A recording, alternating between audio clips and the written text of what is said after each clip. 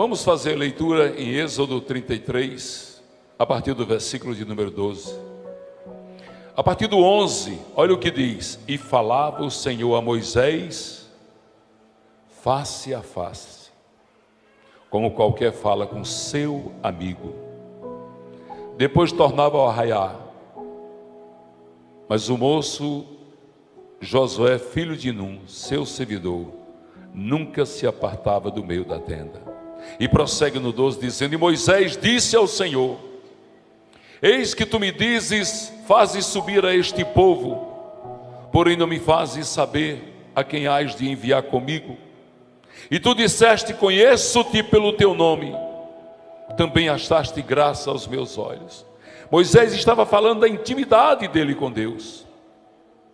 Mas ele diz: Agora, pois, se tenho achado graças aos teus olhos, rogo-te, agora que me faças saber o teu caminho, e conhecer-te-ei, para que ache graça aos teus olhos. E atenta, para que esta nação é o teu povo. Disse, pois, irá a minha presença contigo, para te fazer descansar. Então disse-lhes: Se a tua presença não for conosco, não nos faça subir daqui. Moisés estava dizendo: Senhor, é melhor morrer no deserto, é melhor morrer com sede, com a pele ardendo pelo sol causticando do deserto, do que caminhar sem a tua presença. Naquele momento Moisés estava assumindo uma tipologia de Jesus Cristo, defendendo aquele povo rebelde do deserto, aquele povo que muitas vezes quiseram apedrejá-lo, mas ele se colocou como Jesus diante do povo, clamando a Deus. Deus tinha dito a ele: farei de você uma grande nação, vou varrer esse povo, vou tirar eles daqui, vou acabar com eles. Eles têm a cabeça dura demais, são ingratos demais. Mas Moisés disse: não, Senhor, vão falar mal do Senhor e vão dizer que o Senhor tirou o povo do Egito para matar no deserto. Quem tem chamado é assim, mesmo às vezes amargurando a injúria, amargurando o desprezo, a ingratidão, mas não deixa de clamar a Deus por aquelas vidas.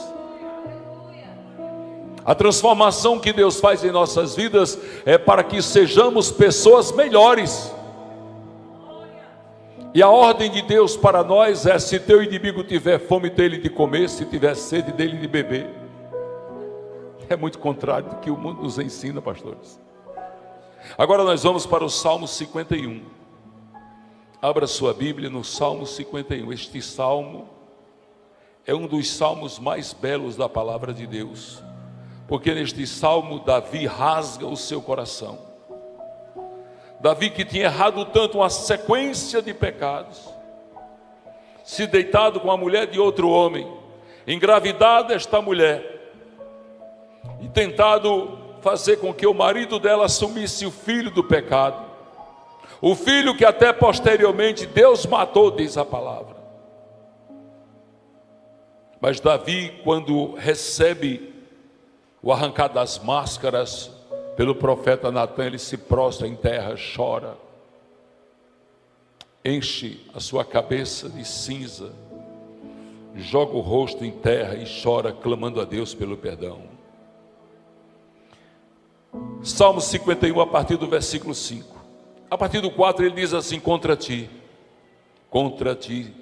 somente pequei, e fiz o que a teus olhos é mal, para que sejam justificados quando falares e puro quando julgares.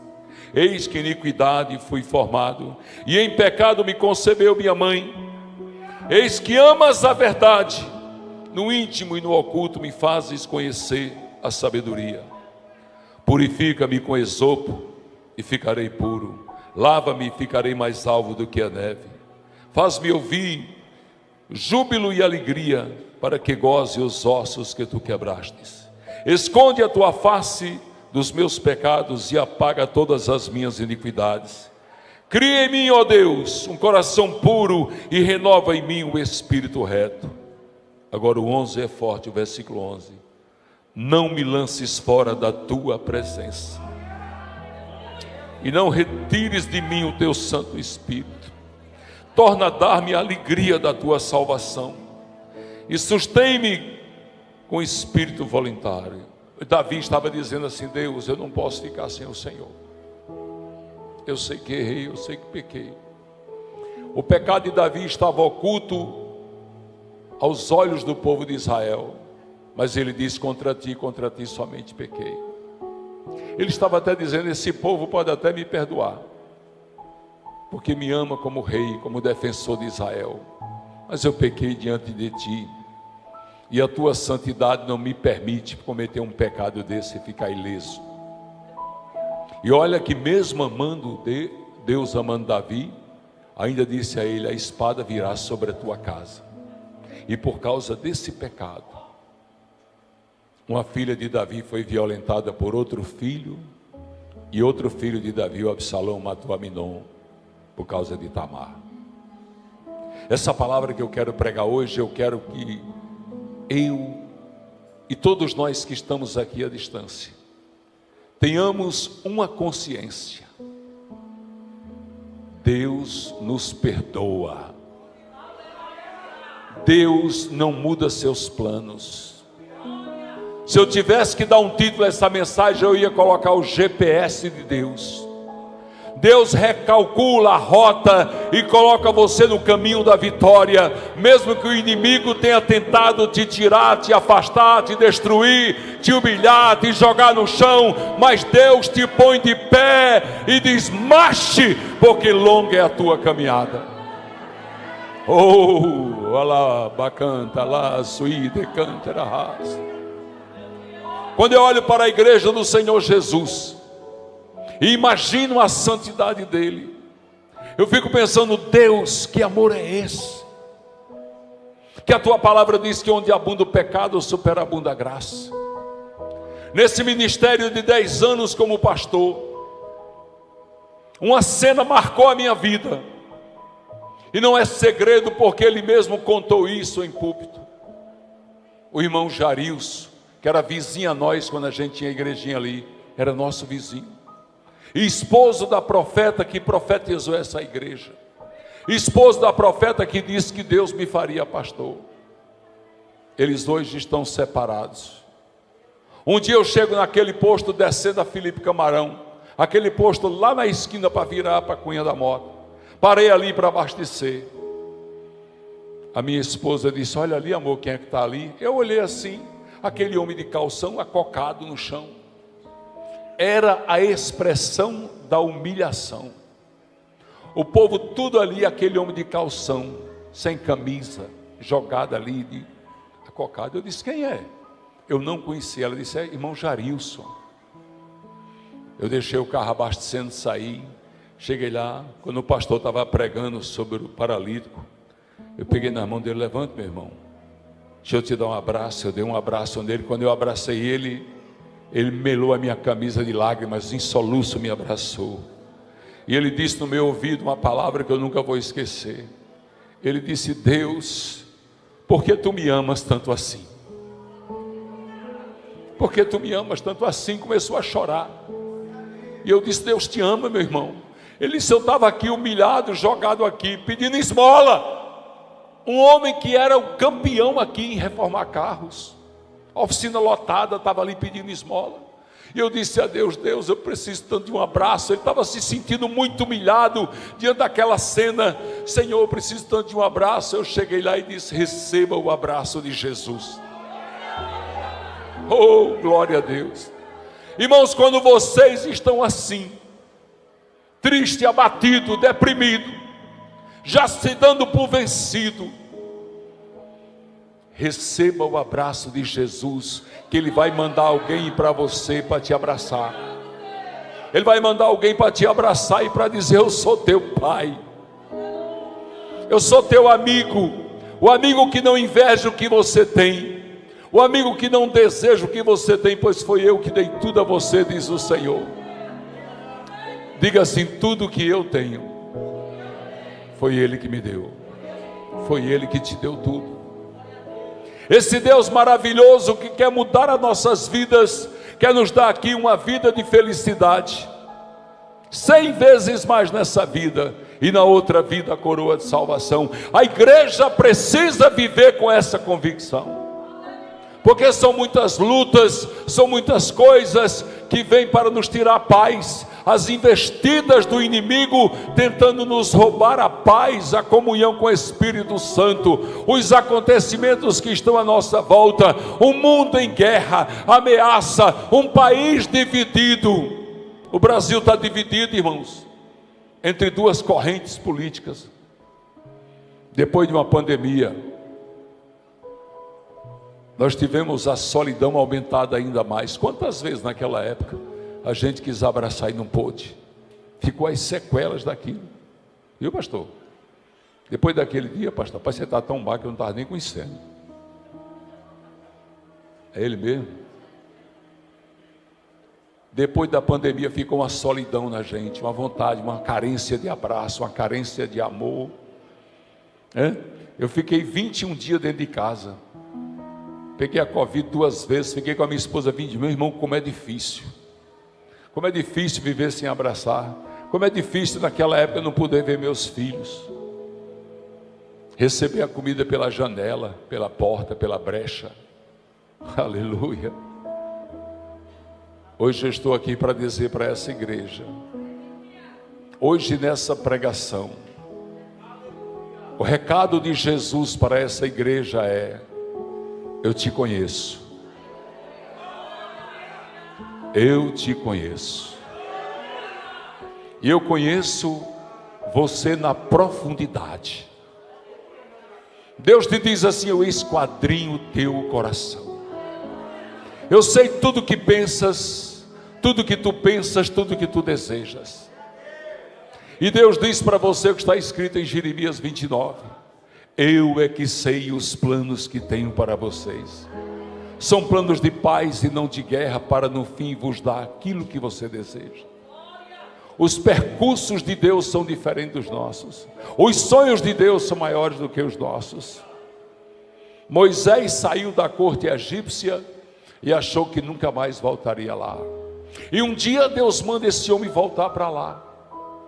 Agora você imagina o exército egípcio, o mais forte daquela época, pastores. Moisés vem com um pedaço de pau na mão. Vai lá, Moisés. Senhor, cadê meu exército? Está aí, ó, essa vara aí. Vai lá. Ei, irmão, pega essa palavra. É fraquinho assim mesmo que Deus vai te usar. A palavra de Deus diz que quando somos fracos é que somos fortes. A palavra de Deus diz que o poder dele se aperfeiçoa na nossa fraqueza. Moisés foi lá, arrancou o povo de lá. Aleluia. Irmãos, Davi era um pastorzinho, sem valor nenhum. Pastores, vocês que são estudiosos profundos da Bíblia. Viu, pastor Lenilson? Quando eu cheguei em Israel, eu tinha uma curiosidade. Saber se Davi realmente era filho de uma prostituta. Os guias de Israel, eles são formados em curso superior. São 5 anos e 1 ano de estágio. E quando eu cheguei lá, eu procurei para Mal. Mal era uma israelita casada com um brasileiro, que foi a nossa guia. Eu era o guia espiritual e ela o guia turístico. Quando eu estava lá nos campos de Boaz, onde Davi foi jogado lá para morrer. Jogado para morrer. Não é à toa que Davi matou Urso e Leão. Um senhor rico como Jessé era, jamais mandaria um filho dele para enfrentar as feras selvagens. Ele mandava os servos. E de vez em quando chegava a notícia que um tinha morrido. E Davi foi mandado para lá e eu disse: Mal, existe uma polêmica grande no meio dos eruditos, dos biblicistas, a respeito da origem de Davi. E ela começou a contar, ela contava e eu chorava. Ela disse: Davi era filho de uma prostituta grega. Só que aqui em Israel, naquela época, porque Israel precisava de homens que puxavam da espada, quando esse homem tinha um filho, homem fora de casa, por lei, ele tinha que trazer o filho para dentro da sua casa e criar ele, porque Israel ia precisar de homens para combater seus inimigos. E Davi provavelmente mamou em sua mãe até os 3 anos e pouco, que era uma prática da época. Então ele foi arrancado dos braços de sua mãe, foi jogado dentro da casa de Jessé, humilhado, pisado, repudiado. Depois que ele tornou-se um pré-adolescente, ele foi pastorear. E a prova disso é que no dia que Samuel visitou a casa de Jessé para ungir o novo rei de Israel, Davi não estava lá. Ele foi desconsiderado. Ele era nada, ele era um zero à esquerda. Ele era apenas um intruso naquela família. Ele diz assim: Deus me tirou de trás do monturo, de trás das malhadas. Provavelmente ele era o único que ia limpar o lixo da casa do seu pai, porque os seus irmãos eram soldados, Samá, Abinadab, Eliabe, eram soldados do exército de Saul. É tanto que eles estavam lá. Quando Samuel chegou, bateu os olhos em Eliabe e disse: pronto, é isso aí. E Deus disse: já rejeitei. Esse aí não, já rejeitei. E Deus disse para Samuel: você vê com os olhos, você olha a aparência, eu vejo o coração. Bate a mãozinha assim e diga: Deus vê o meu coração. E Davi foi chamado já com honra de rei. Só nos sentaremos à mesa quando ele chegar. Essa história me emocionou. Marco Antônio estava comigo lá. Marco Antônio viu os campos de Boaz. Eram precipitados, eram campos difíceis de pastorear lá. Era uma terra realmente difícil, muito distante de onde morava Jessé. Pastor, por que o senhor está contando isso? É para mim apontar para vocês, dizer: vocês podem até ser rejeitados, vocês podem até ser improváveis, mas são escolhidos. Diga assim: eu posso até ser rejeitado, mas sou um escolhido, uma escolhida de Deus. Sou uma escolhida, e isso nos basta. Nessa vida tem lutas, tem pelejas. Nesse mundo tereis aflições, mas o Senhor diz: tem bom ânimo, eu venci o mundo. Ele disse: se você caminhar comigo, você vai vencer o mundo. Moisés venceu, Davi venceu. Davi passou o reinado dele todinho, o povo querendo arrancar ele do trono. Foi ou não foi, pastores? Formava todos os clãs de inimigo e vinha em cima dele. E tem uma cena de Davi, irmãos, linda, maravilhosa, que quando se junta todos, a palavra faz questão de dizer que todos os príncipes filisteus se reuniram para tirar Davi do trono. Sabe por quê? Porque ele não aceitava o pastorzinho de ovelha estar no trono. Eita glória! Tem gente na sua família que não aceita você ser crente, não. Mas ele não sabe que é você que ora, e os livramentos vêm por causa da tua oração. Continue orando, porque a palavra de Deus vai se cumprir. Aceita o Senhor Jesus, salva a ti e tua casa. Oh, aleluia! Essa cena é aquela em que os inimigos se mobilizaram. Davi já estava cansado, ele tinha acabado de sair de uma guerra. Ele disse: Senhor, e agora? O Senhor me dará a ele em minhas mãos? Davi era corajoso. Deus disse: sim, Davi. Fica olhando para a copa das árvores. Quando você escutar o estrondo do casco dos cavalos, pode partir, Davi, que o meu exército já partiu na frente. Ei, irmão, Deus vai partir na frente, hein? Naquele problema lá, Deus já está dizendo: eu vou na frente. Ele está dizendo: eu vou solucionar, eu vou resolver, eu vou na frente. Tu vem aqui hoje para receber essa palavra, que o teu Deus marcha na frente.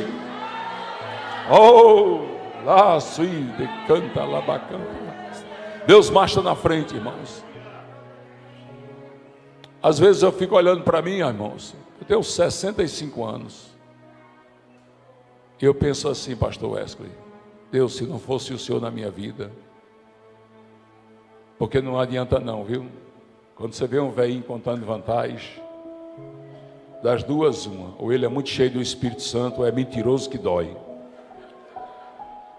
Porque depois de 60, meu irmão, os amortecedor arreia, o cansaço bate, aquela vontade de não fazer mais nada, viu, Clarinha? Ficar só quieto.